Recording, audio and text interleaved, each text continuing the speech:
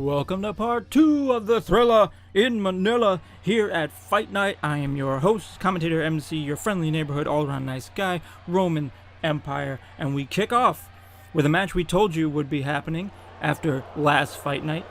It is going to be another Hydra Shield war, but things are a little different in the lineups this time. It will be Taskmaster, accompanied to the ring by Crossbones and Red Skull, taking on Captain America, who will be accompanied to the ring, of course, by Nick Fury and Winter Soldier. Why is this happening? Well, if you remember from our last Fight Night, there was repercussions for the shenanigans that took place, as was warned by Nick Fury, director of Fight Night, between Red Skull and Captain America. Red Skull and Captain America had a match, did not go cleanly.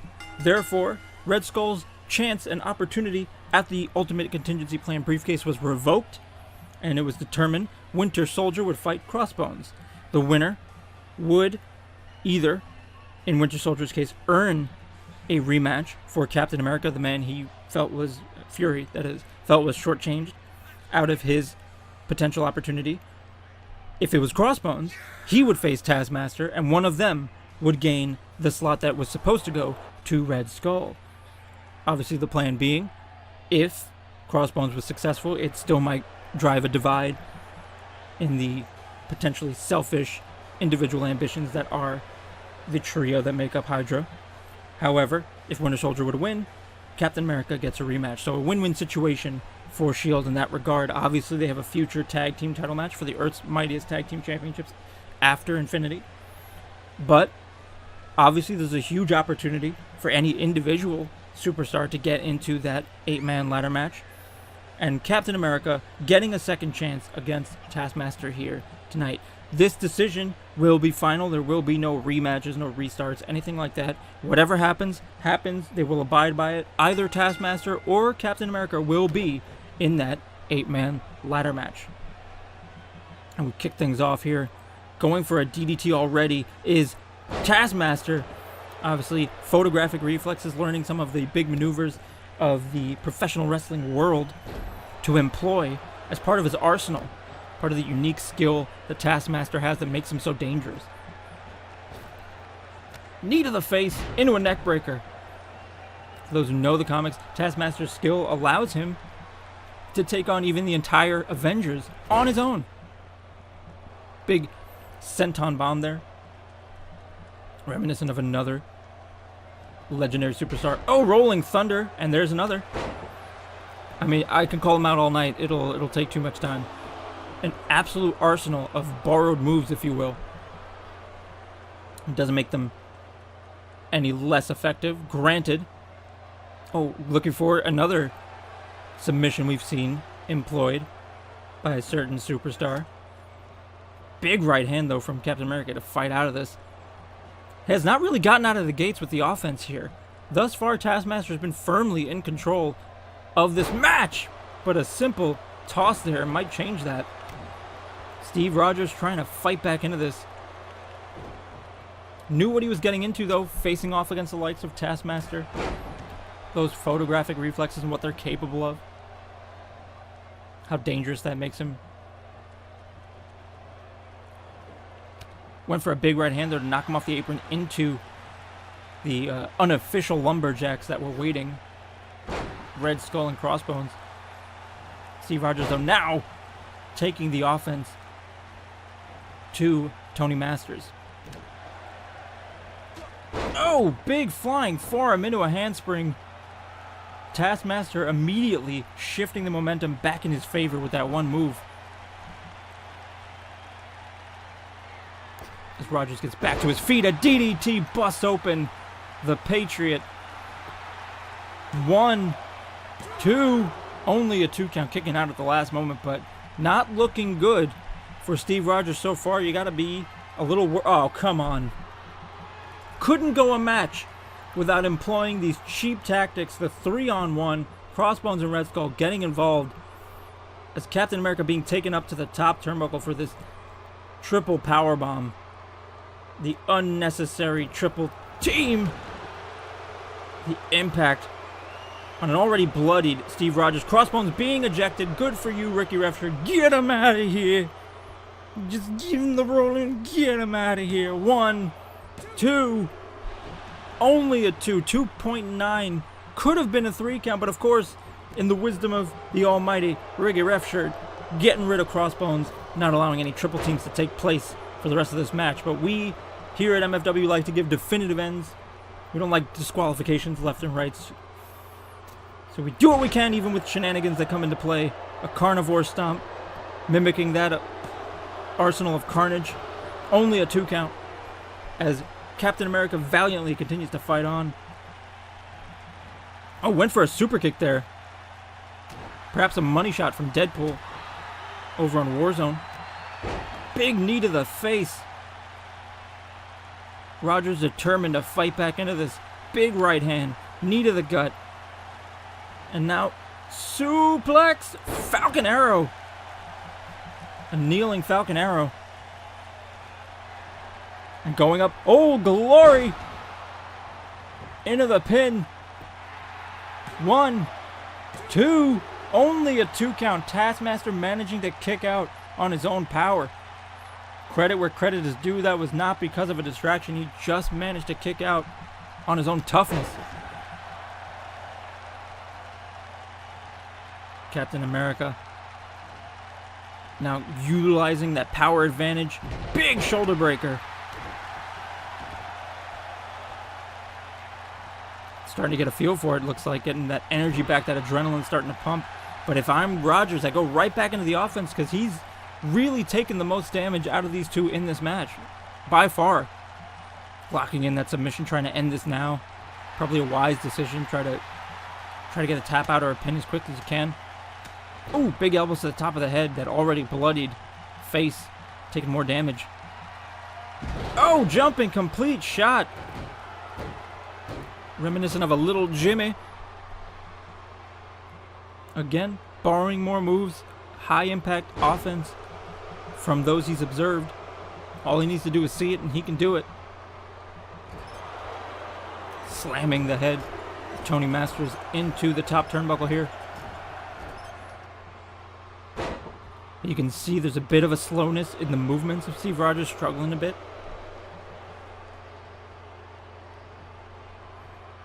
Arm breaker. Perhaps trying to take away the ability to lift him. Can't pull off that Old Glory. Kicking out the knee though. Savvy competitors both. Well trained, well experienced in combat. Oh, rolling onto the ropes in the process of getting hit with that move. Oh, wait a minute. Taskmaster lock. Locked in. Will Captain America tap? Red Skull standing there on the outside, looking him in the face as he's in pain. Have to think he's enjoying that. Going in for the pin off that submission, trying to utilize the exhaustion to his advantage. Not enough though, 2 count. Master's starting to get frustrated, but he has to keep on his opponent or he risks taking his eye off the ball at a crucial moment. Still disputing the counts, but if I'm... Oh, alright, well, I was going to say if I'm him, I'm just focused on continuing to do damage, but it looks like he's removing that turnbuckle pad. Exposing that turnbuckle. Oh! Looked like maybe he was going for Aquaman's half fisherman suplex.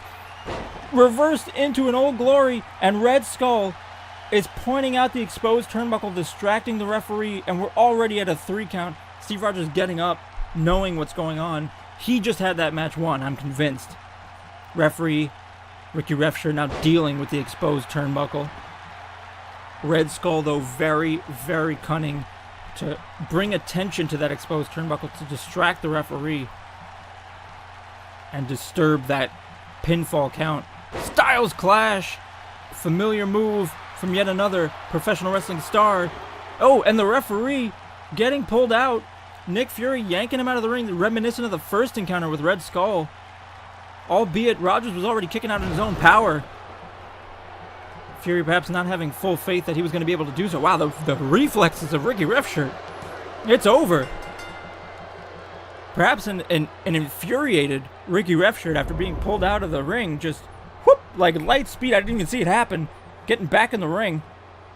He went from sliding into the ring to already making the count within a nanosecond. That's the kind of professionalism you get from our staff here at MFW. But in the end, a albeit dubious but still definitive victory for Taskmaster. He will be moving on to that 8-man ladder match with an incredible opportunity at that ultimate contingency plan briefcase. But our night is not over. After the tag team match between the Brotherhood and Symbiotes, following the multi-tag, there was a singles match, if you'll remember, with Juggernaut and Colossus, meant to redeem the irresistible force for his perceived failures in the matches preceding it. Unfortunately, despite a dominant performance over Colossus, Pyotr Rasputin lost due to, as we saw in this match, the triple powerbomb tactic employed by the Brotherhood. Because of that, because of the shenanigans involved, the Brotherhood, as well as Colossus himself, banned from ringside, as two other men in those tag teams will go one-on-one. Sabretooth, Victor Creed, making his way to the ring, will be set to take on Wolverine, Logan, James Howlett in one-on-one action. No mutants around the ring. There will be no X-Men, no Brotherhood. It will simply be one-on-one. Victor Creed, James Howlett, Sabretooth versus Wolverine, a long-time rivalry settled in the ring. For those of you who may not know, yes, these are very, very long-standing rivals, nemesis, enemies. Is Victor Creed getting uncomfortably close to some of our fans here? Come on, back in the ring. Is the feral one here, set to take on the Canadian hero, James Howlett, Logan, Wolverine. Those of you who are only familiar with certain recent movies, you may know Sabertooth and Wolverine as brothers, and then brothers in arms. Not exactly the case. That is strictly a certain set of lore. However, those who know the comics well enough know that these two men, descendants supposedly from two original mutants by the names of Romulus and Remus, sound familiar. Your boy Roman Empire knows about it. No surprise there. Have had a long-standing hatred for one another. They have had to work together before on rare occasions, as many of the mutants have on both sides of the fence. But tonight, it is strictly one-on-one. Mano a mano. That does not mean man-to-man, by the way. It means hand-to-hand. Manos are hands. Keep hearing that in wrestling nowadays. Mano a mano. That means man-to-man. No, it doesn't. Stop saying that. You're misinforming the children's. Okay? I'm going off on a tangent. It's because I'm hot and annoyed. There's a lot going on. But this promises to be a brutal match. Merciless match. You're not going to see a lot of technical wrestling here. You're going to see a lot of savagery. You're going to see a lot of brawling, a lot of power moves. These two men, especially with the adamantium skeletons, even with your powers nullified or dampened because of the technology in this arena, still come weighing in at a considerable heavyweight to super heavyweight range. Despite the height of Logan, very short man. Those of you only familiar with the Hugh Jackman version might think of him as quite tall. He is not. He is shorter than Jubilee. Fun fact. Yeah, didn't know that, did you? Some of you don't. Those of you who remember the 90s cartoon will remember these two bright yellow-clad men, very different in stature. Sabretooth the Behemoth tossing Logan there. Now pounding away right away. See, this is exactly what we're talking about. You're not going to see a lot of feeling each other out, not a chain wrestling, going right for the strikes to the face. Going at the moneymaker. Not that I think anybody's paying Wolverine to look pretty. Ooh, big right hand, but caught the next one. These two know each other very well. Obviously so quick to react to each other. Able to counter one another with such quickness because of how many battles they've been in. Practically predict each other. Excuse me, movement. Damn, just keep on burping. It's them MPs, man. They delicious. Tackled to the ground. Arm slapped against the canvas. Working the limbs, but as of right now, Sabretooth has gotten most of the offense in on this match. Using that, size advantage. Tossing him into that, looked like he got hung up on the top rope on the way down. Throat first. Going for a pin, not even getting a 1 count though. Takes a lot more than that to put down somebody like Wolverine. Oh, biting the hand. Not the one that's feeding him, that's for sure. Oh, and a big crossbody again is another flurry of blows, just pummeling the smaller competitor. Using that size advantage as much as he can. Setting up, we could see a spear here. One of Sabretooth's finishing maneuvers. Oh, folds Wolverine in half. Into the pin. 1, 2. Only a 2 count. We've seen the likes of Hulk use that move. For Hulk, that's a setup. Hulk, that's a signature maneuver. Sabretooth with that adamantium skeleton behind him. That absolute truck feeling you get when you get hit by him. Not that it exactly feels like pillows when you get hit by Hulk. But it is definitely a finishing maneuver for the mutant Sabretooth. Just goes to show how two very different individuals, very similar styles, can employ the same move in such different ways. Going wild is Wolverine as he starts to make a comeback. Bulldog. And now Logan in control, turning things back in his favor. Evisceration combination here to the gut. Absolutely assaulting the stomach region with those fists. And suddenly, seems like Wolverine has found a second wind in this match. Oh! Absolute knockout elbow, just that forearm shot. You saw him go on jellied legs there for a second. It takes a lot to knock Wolverine out like that.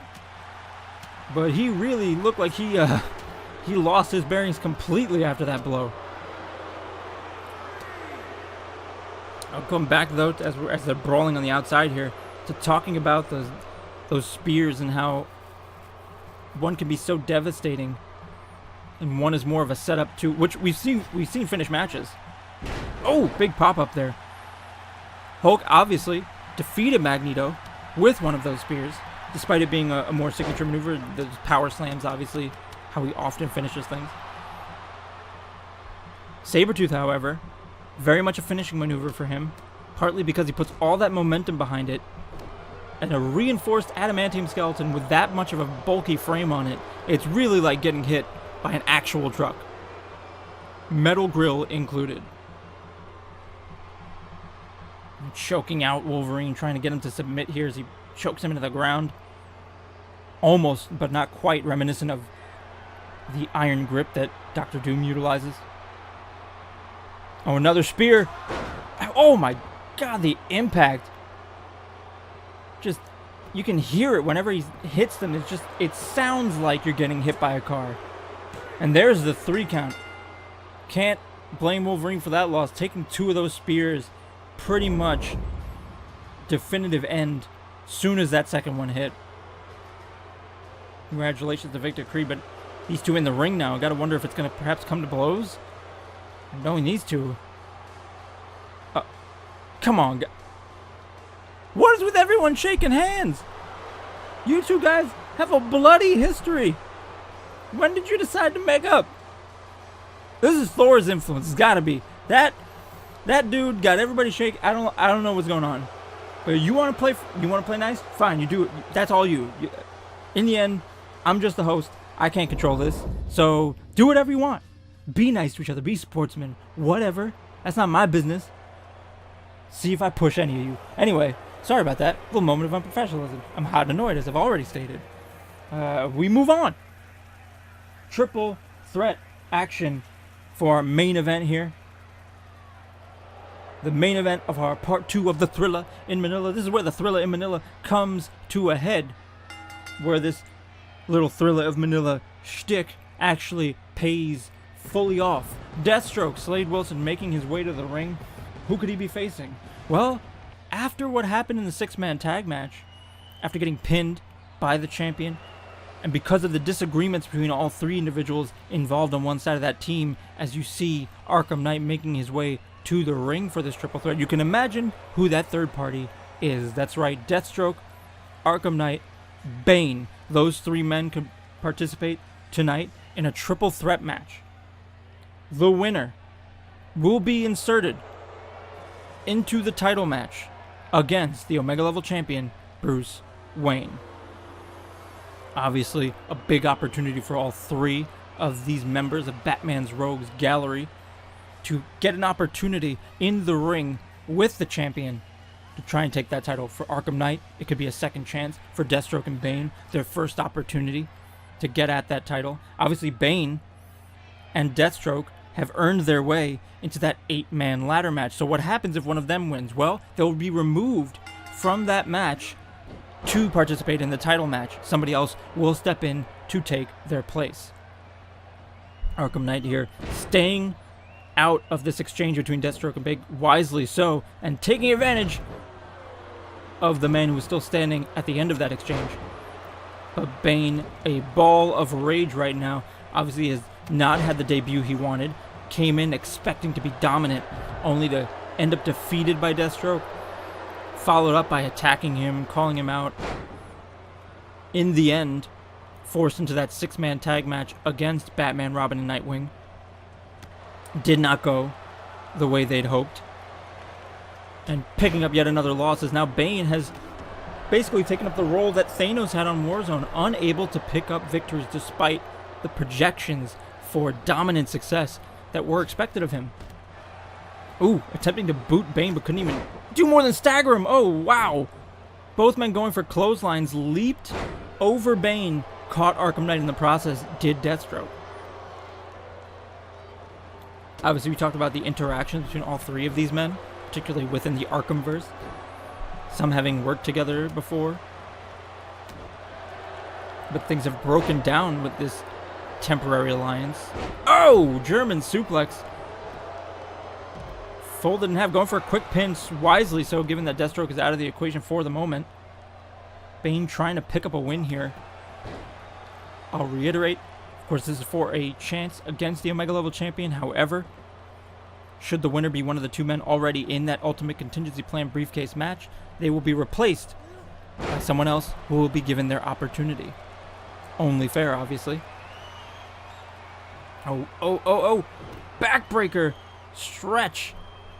Obviously, Bane, a fan of back-breaking moves in his moveset. Those who know his history and what he's done, particularly to Bruce Wayne. No surprise there. Oh, wait a minute. Going for Peñaduro clutch, one of his finishers. Oh, what a right hand. Going for that Peñaduro clutch and caught a right hand so hard, collapsed off of his opponent. Arkham Knight sees the writing on the wall, this second chance. He does not have a guaranteed into that ladder match. This could be the last chance he has to get a rematch for the Omega level championship. He has to seize it. These other two, obviously, with the showings they've had in recent weeks, even if they have that match for the 8-man ladder match, that is not a guarantee of a title opportunity. This is.